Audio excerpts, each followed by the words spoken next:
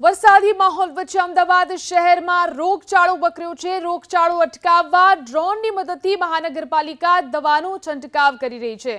મોટા પ્લોટમાં બીમારી ફેલાવતા મચ્છરોનો નાશ કરવા માટે ડ્રોનની મદદ લેવામાં આવી રહી છે।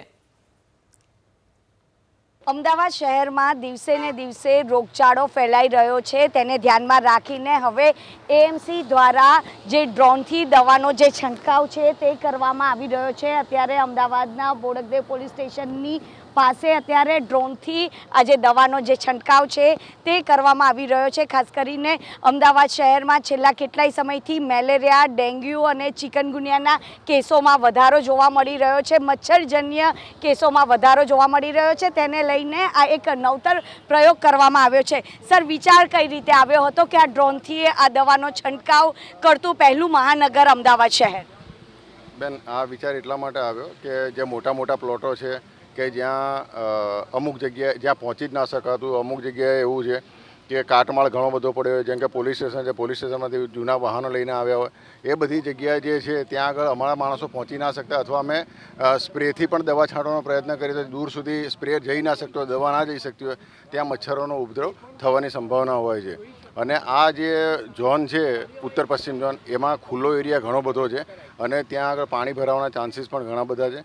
તો અમે આ એક નવતર પ્રયોગ એવું વિચાર્યું કે ડ્રોનથી બધી જ જગ્યાએ જઈ શકાશે, ડ્રોન બધી જગ્યાએ જઈ શકશે અને દવાનો છંટકાવ ખૂબ જ સારી રીતે થઈ શકશે, મચ્છરનો ઉપદ્રવ અટકી શકશે। હમણાં 2 દિવસ પહેલાં અમે 2 કે 3 દિવસ પહેલાં જીએમડીસી ગ્રાઉન્ડમાં પણ બહુ સરસ રીતે આનો છંટકાવ કર્યો।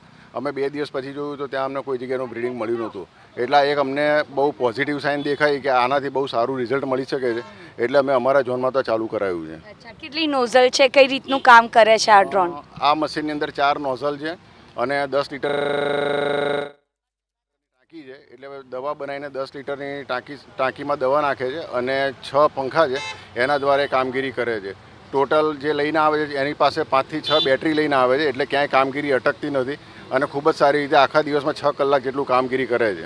તો 6 કલાક સુધીની કામગીરી છે તે આ ડ્રોન દ્વારા કરવામાં આવે છે કે જ્યાં સૌથી મોટા પ્લોટ હોય ત્યાં આગળ આ પ્રકારે જે દવાનો જે છંટકાવ છે તે કરવામાં આવે છે આ ડ્રોન દ્વારા। ખાસ કરીને અમદાવાદ શહેરમાં આ એક નવતર પ્રયોગ કરવામાં આવ્યો છે। જો કે આ પ્રયોગ ખેડૂતોએ પણ પોતાના ખેતરમાં જંતુનાશક જે દવાઓનો છંટકાવ માટે કરતા હતા, હવે આ મહાનગરપાલિકા દ્વારા અલગ અલગ જગ્યાએ આ જંતુનાશક જે દવા છે, જે ફોગિંગ છે તે અહીંયા આગળ કરવામાં આવે છે। કેમેરામેન રાજ ભાવસાર સાથે રાજલ બારોટ, એબીપી અસ્મિતા, અમદાવાદ।